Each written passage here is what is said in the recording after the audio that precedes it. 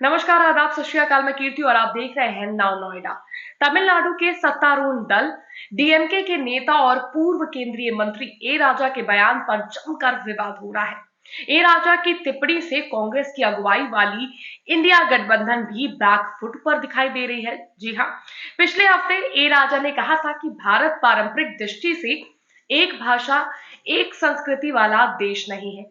उन्होंने कहा था कि भारत ये एक देश नहीं बल्कि एक उपमहाद्वीप है।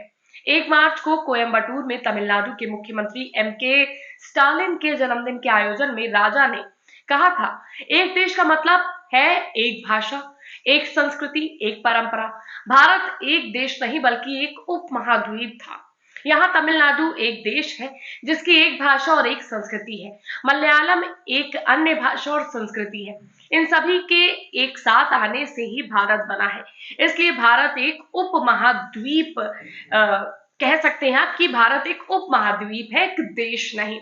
तमिल में दिया गया ए राजा के इस भाषण का वीडियो क्लिप अंग्रेजी सबटाइटल के साथ सोशल मीडिया पर पिछले 2 दिनों से वायरल हो रहा है।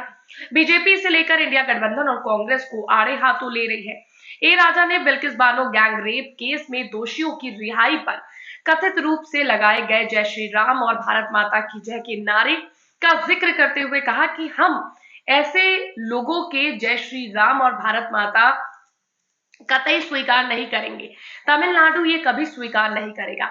अपने लोगों को जाकर कह दीजिए कि हम राम के दुश्मन हैं। ए राजा ने हाल के दिनों में दिए गए प्रधानमंत्री के उस बयान का भी जिक्र किया जिसमें उन्होंने कहा था कि चुनाव के बाद डीएमके पार्टी खत्म हो जाएगी। एक बयान पर राजा ने कहा कि डीएमके तब तक रहेगा जब तक भारत रहेगा।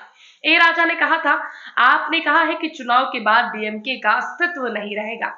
यदि चुनाव के बाद डीएमके नहीं होगा तो भारत भी नहीं होगा। इसे याद रखिए। आप क्या शब्दों से खेल रहे हैं।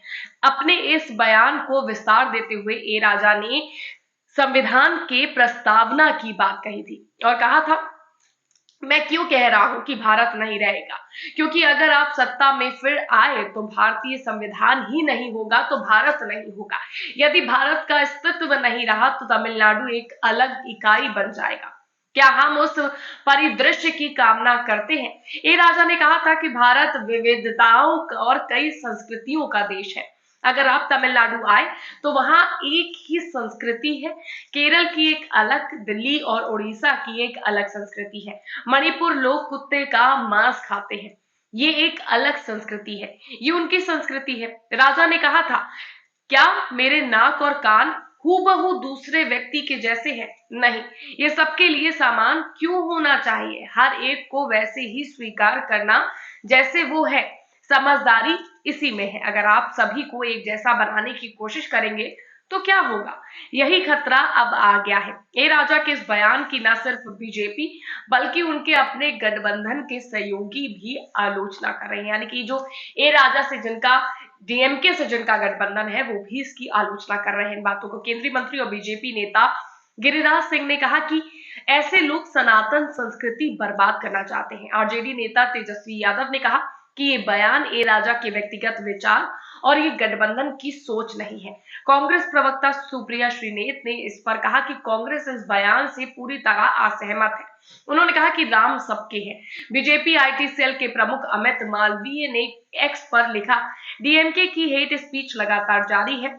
उदयनिधि स्टालिन के सनातन धर्म को नष्ट करने के आह्वान के बाद अब ये एक राजा है जो भारत के विभाजन का आह्वान कर रहे हैं, भगवान राम का उपहास कर रहे हैं, मणिपुरियों पर आपत्तिजनक अपमानजनक टिप्पणी कर रहे हैं और एक राष्ट्र के रूप में भारत के विचार पर सवाल उठा रहे हैं।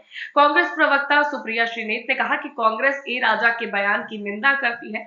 उन्होंने कहा कि मैं उनके बयान से 100% असहमत हूं।